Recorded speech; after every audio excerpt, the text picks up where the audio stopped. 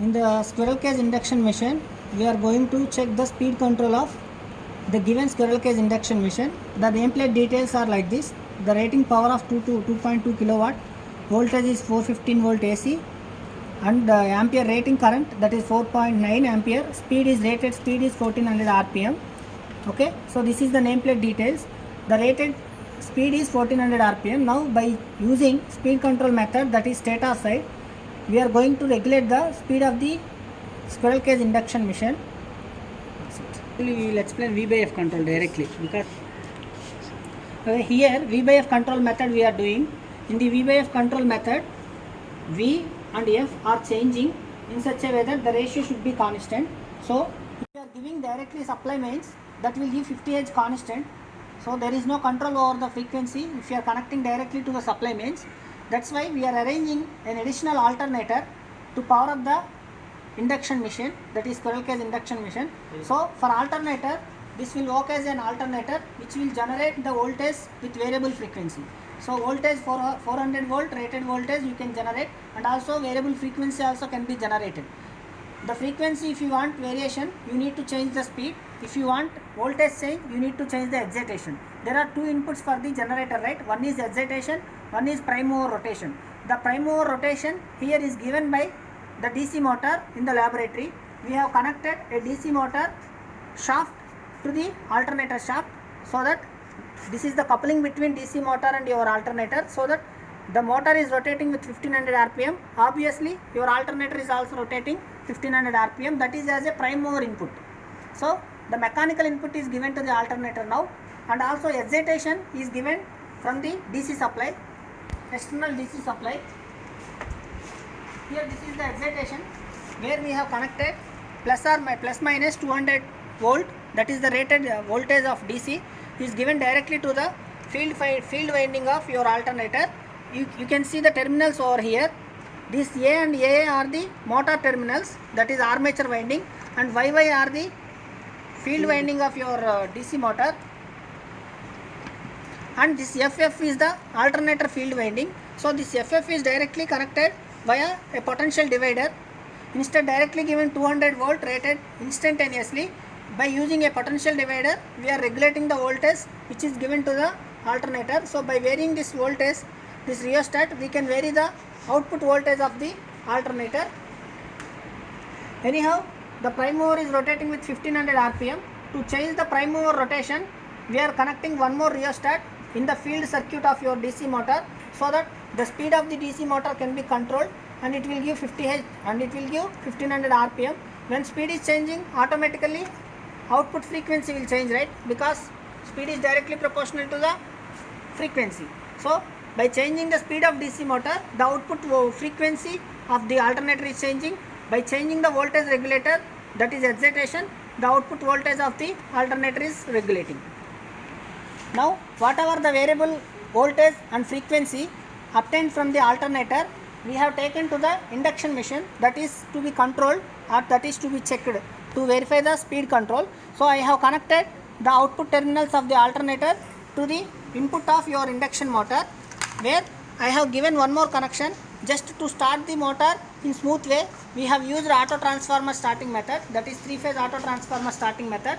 So we have used one auto transformer via the terminals of your alternator. So by regulating the voltage, the output voltage of the induction, the input voltage of the induction machine can be controlled.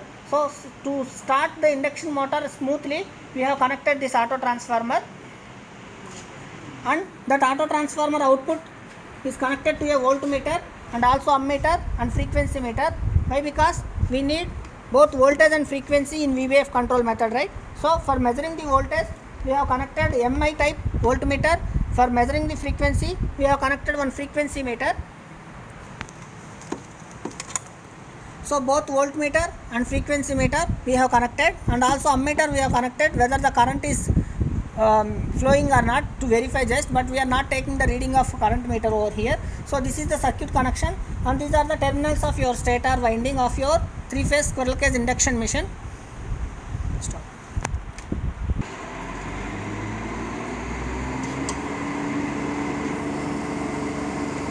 Wait, I will explain. Here initially what we are doing, we are switching on the MCB, that is the DC mains which is connected. DC MCB means DC supply. The DC supply is connected, so that I am turning on the DC MCB to give the field DC mission supply. Since it is a DC motor, we have to give DC connection, right? 200 volt DC. So that is given, and the 3-point starter we have used to run the DC motor. This is the 3-point starter, where we have to make the knob from off position to on position. When we are making this one, the DC motor starts rotating. Now you can measure the speed of the DC motor.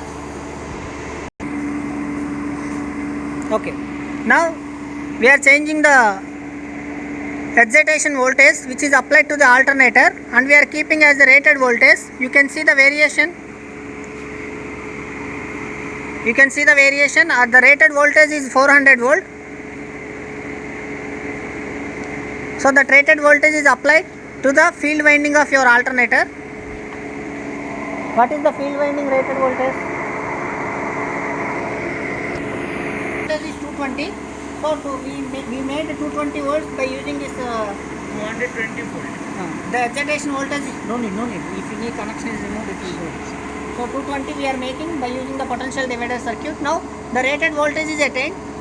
Now we need to change the frequency by changing the speed of the DC motor. Wait, it isn't recording, huh? Just record. Okay, here we closed the switch so that the applied whatever the voltage is coming from the alternator is reaching to the auto transformer, and we are starting the induction machine by using auto transformer method. Now by changing the auto transformer voltage, the induction motor starts rotated. So auto transformer method of starting. Now the spherical induction machine is started rotating, and there is no load applied on this machine. Since the brakes are removed completely, it is freely rotating, means the no load operation. We are testing the machine speed control under the no load condition. That's why the pulley is freely available. Now you can check the voltage and also the frequency. The frequency is 47.8 something around is coming, and voltage is 400 volt. Now if you want to change the speed of the given induction machine, you have to change the speed of the DC motor, right? So that the frequency of the alternator will change. So change the speed.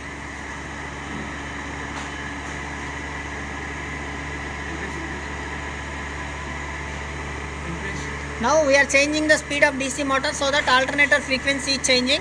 So here also frequency is increased. So 49 it is came. Actually we have to come to the back down like 49, 48, 47 in steps, so that both voltage and frequency you need to measure, and the ratio should be constant. Okay. By using tachometer, so it will display the speed. The speed is 1448 RPM. Now reduce.